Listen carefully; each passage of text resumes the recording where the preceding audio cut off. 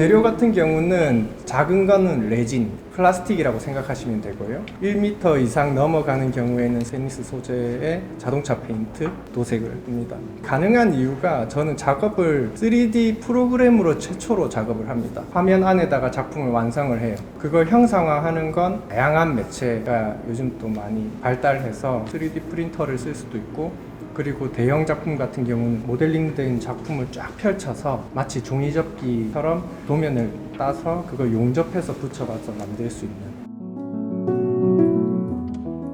제가 3D 프로그램으로 작업을 시작한 게 2017년도부터인데요. 작업의 과정이 되게 치열해요. 나무를 깎는 거, 돌을 깎는 거, 혹은 FRP, 용접, 철, 금속, 겨울에 춥고 여름에 많이 더운 작업인데 고민하고 좀 회의감도 많이 느끼던 찰나에 3D 프로그램 이제 보게 됐어요. 그때는 3D 프린터로 작품을 출력해야겠다라는 생각은 안 했어요. 근데 제가 3D 프로그램으로 조각을 하면 얼마든지 제가 할 수 있겠더라고요. 그래서 공부하고, 그리고 다양한 작업을 하는데 조각 작품이 한 점 나오는데 보름도 걸리고 많게는 1년도 걸리는데, 프로그램 안에서는 제가 그걸 한 작품을 모델링 하는데 며칠이면 가능하고, 그리고 그 작품들이 이렇게 피지컬로 있으면 작품이 판매가 되면 좋겠지만 판매가 잘 안 될 경우에는 작업실 한 켠에 또 이렇게 쌓여 있고 그거 볼 때마다 마음도 아프고 이사 갈 때 또 짐이고. 그렇지만 이 파일화된 작품은 USB 안에 1000점도 들어가고 10,000점도 들어가니까 효율적이라고 생각하고 그렇게 작업을 하다가 이걸 그러면은 피지컬로 좀 해보고 싶다. 왜냐면 조각가다 보니까 만지고 싶고 작업하고 싶고 이런 욕구들이 생기다 보니까, 그러면 3D 프린터로 뽑으면 이거 충분히 가능하겠다 해서 3D 프린터 또 하는 것도 공부해가지고 출력했는데 되더라고요. 그날의 감동을 잊을 수가 없습니다.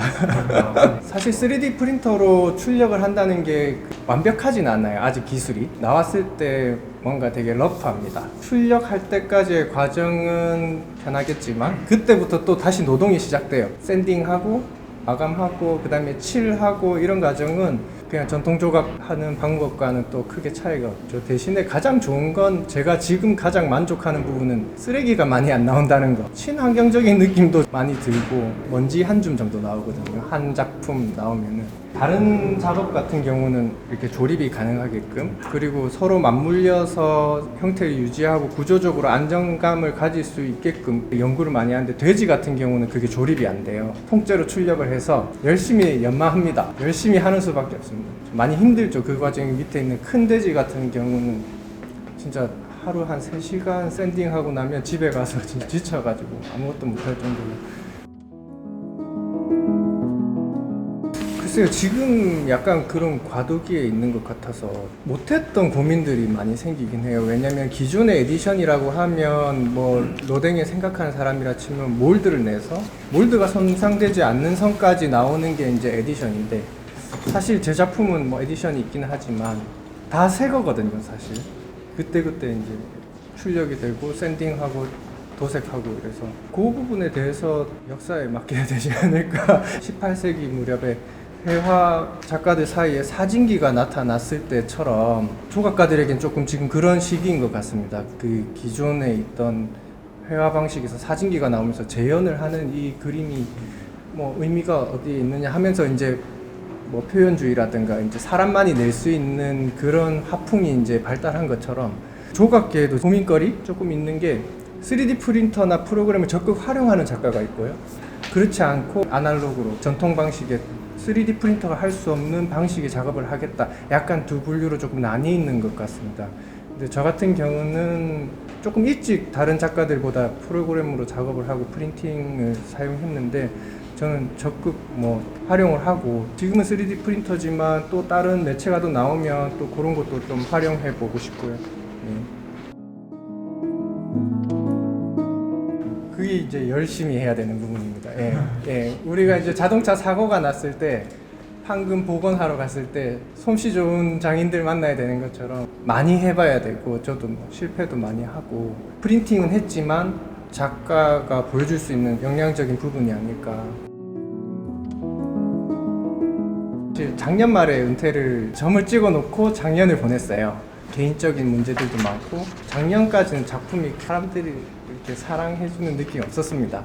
작년 봄에 아트페어 2번 나갔을 때도 판매가 한 점도 안 되고 이러다 보니까 저도 대학 입학 1학년부터 치면 20년 작업을 했는데 이렇게 반응이 없으면 이제 그냥 관두는 게 우리 가족 모두가 행복해지는 길이겠다라고 생각을 하고 연말까지만 작업하고 이제 가족이 행복한 길을 찾아야겠다라고 생각을 했었는데 작년 10월 12일에 아침에 일어났더니 인스타그램 팔로워가 수천 명이 늘었더라고요. 해외에 있는 웹진에서 작품을 소개하면서 인스타그램에서 타고 퍼져가지고 한 달 만에 팔로워가 몇만 명이 늘고 그러다 보니까 국내에서도 이제 보는 분들도 계시고 사실 그 전까지 동료 작가들이나 업계에 계신 분들은 제 작품 많이 좋아는 해주셨는데 이게 시장성은 없었거든요. 타석에서만 웃기는 개그맨 같은 느낌이라서 콜로스에서 인터뷰 메일 요청이 왔을 때 영어로 왔었는데 한글로 된 거 그냥 드래그해서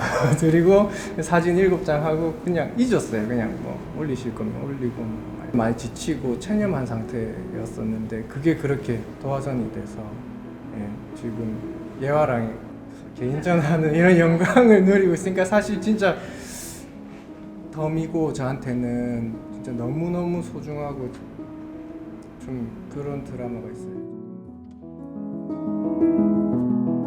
작품이 작가들 사이에서는 좋다고 많은 이야기를 들었는데 대중들한테는 그렇게 인정받지 못하는 것 같아서 많이 지쳐가지고 작업을 개인적인 만족을 위해서 계속하면 안 되겠다는 생각을 가졌던 시간들이 있는데 작품이 좋으면 결국 그 작품은 사람들이든 세상이든 알아봐 주게 되지 않을까라고 생각합니다.